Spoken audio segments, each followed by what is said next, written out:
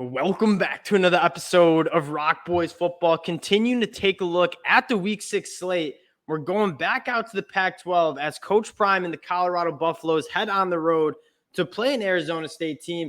And there are some really intriguing matchups in this game. And I'm going to start on the defensive side of the ball for Colorado, a storyline that I think gets glossed over a little bit. And I mean, rightfully so. Shilo Sanders in this offense, they've been phenomenal. But this defense, we haven't seen a defense be able to stop this USC offense. That's exactly what you saw in the second half. And again, no moral victories, but what you saw from that Colorado defense in the second half, you have to be fired up if you're a Colorado fan. Now, before we get into the matchup, just want to say thank you to you guys. The support that you guys have shown the boys over the last couple months has been absolutely insane. Again, can't thank you guys enough for you guys checking us out. If you do enjoy the content, consider subscribing to the channel. But more importantly, again, let us know in the comment section how you guys are feeling about this matchup. Best part about doing this, talking ball, learning from you guys in the comment section. So appreciate y'all rocking with this. Almost at 10,000 subscribers. Absolutely insane. Appreciate you guys.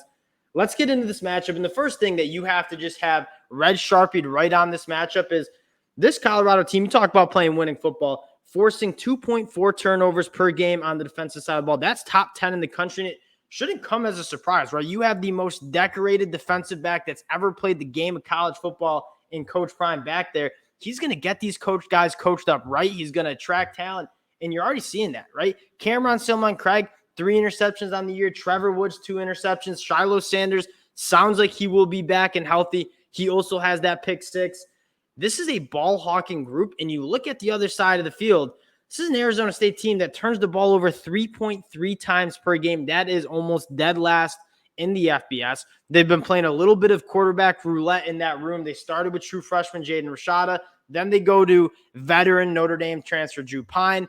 Both of those guys have been banged up. This is an Arizona State team that's trying to find their identity, trying to find their starting quarterback, and this is a Colorado secondary that I'll tell you this, you don't want to have questions about your quarterback and turning the ball over, going up against this secondary. And again, you're seeing the emergence. I know Travis Hunter's been banged up, but Kermani McClain stepping up to be one of those kind of elite cornerbacks in that room, which you saw from him in that second half, absolutely phenomenal.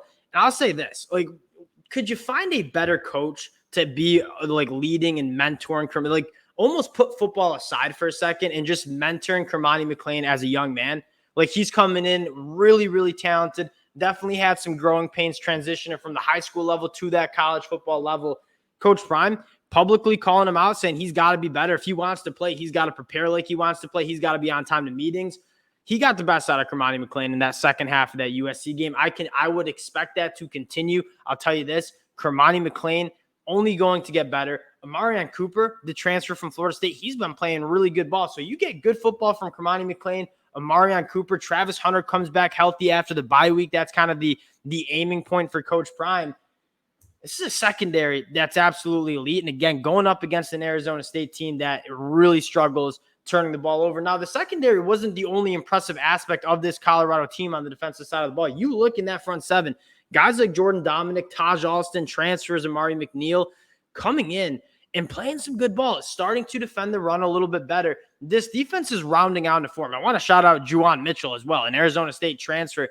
This front seven, Coach Prime says, like, you haven't gotten the guys quite yet, but he's building, and you're seeing this group improve. And I think it's only going to get better throughout the rest of this season. Now, the big thing you have to have circled if you're Colorado, Arizona State has, I don't even know how to describe him. His name's Cam Scadaboo. You're going to see him line up as a quarterback. He's going to throw some passes. He's going to catch some passes. He's going to run the rock a lot. Kind of just a big physical ball carrier that Arizona State, I mean, in the lack of having a continuity at the quarterback position, they're using Cam Scadaboo a lot, and he is talented and can do a lot of things. You want to know where he is and where he's lined up every single play. And if you can neutralize him, like, you look at this Arizona State team, where are they going to hurt you? Especially with this Colorado defense that I do think is coming along, especially in that front seven. Now, we went 5 minutes almost not talking about the best unit that we'll see on this football field, and that's this Colorado offense. And where you want to start here, one, Shilo Sanders, top 10 in the country in completion percentage, one of the most accurate quarterbacks that we see across the country. My biggest thing I have in my note sheet here from watching that Colorado USC game again is they're getting the run game going. And we talked a lot about the struggle in pass protection for Colorado. Yeah, that's still a problem and it's getting fixed, but it's still a work in progress. Want to know the best way to take a little pressure off this offensive line in the pass rush is being able to run the football. Colorado, through the first couple games, really wasn't able to establish any sort of a run game. And what happens when you can't run the football? That defensive line knows you're passing, they're pinning their ears back, and they're getting to the pass rush. And this is an Arizona State team that can sack the quarterback. They're not doing a ton of things right on either side of the ball, but one thing they are doing really well, 8.4% sack rate. That is top 30 in the country. I'm looking for Colorado to continue what we saw running the football, finding a little bit more balance. Anthony Hankerson giving Colorado a really good boost in that running back room. You combine that with Dylan Edwards, arguably the fastest player on the football field. If Colorado can continue to find a little bit more balance on offense, that's going to be absolutely massive in neutralizing this pass rush. Now, I said the run game is important. That being said, you do have one of the better quarterbacks in the country, and you have a really, really good stable wide receivers.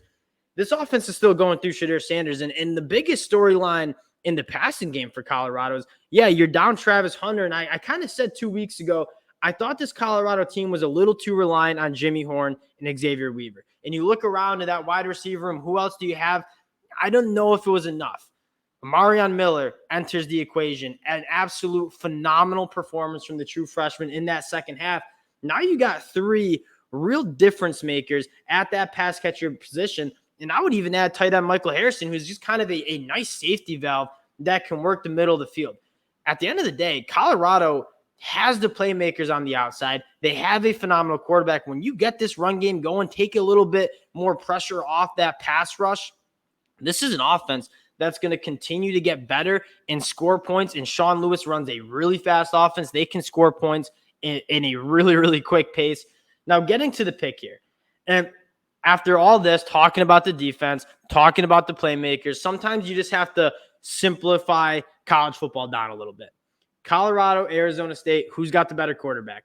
It's Colorado by a mile. Who has the more explosive playmakers on the outside? It's Colorado. So when you're telling me Colorado's heading on the road to an Arizona State team and only 4-point favorites against an Arizona State team that is banged up at the quarterback spot, an offensive line that is extremely banged up, you have to lean Colorado here. I think Shilo Sanders has a really, really big night, and especially if you can establish that run, keep that Arizona State pass rush at bay. I think Shilo Sanders is going to find these weapons, hit some explosive plays, and you look at the other side of the ball. If Arizona State continues to give the ball to opposing defenses, giving Shilo Sanders more times to score points, you got to like Colorado here. I think they have the more talent. I think this team is improving at a very, very fast pace. I think you're learning a little bit more, and I think more importantly, Coach Prime is learning more and more about this team. At the end of the day, a lot of these guys weren't even in the program 6 months ago. He's still learning about these guys, figuring out what they do well, what they don't do well, who's the best players, who should be playing more. As the season goes on, I think this Colorado team continues to get better, and I think you see them kind of turn it around against Arizona State on the road here. Give me Colorado covering the 4 points. Appreciate you guys rocking with the boys. Again, if you do enjoy the content, consider subscribing to the channel. Appreciate y'all rocking with us, and we'll talk to y'all later. Peace.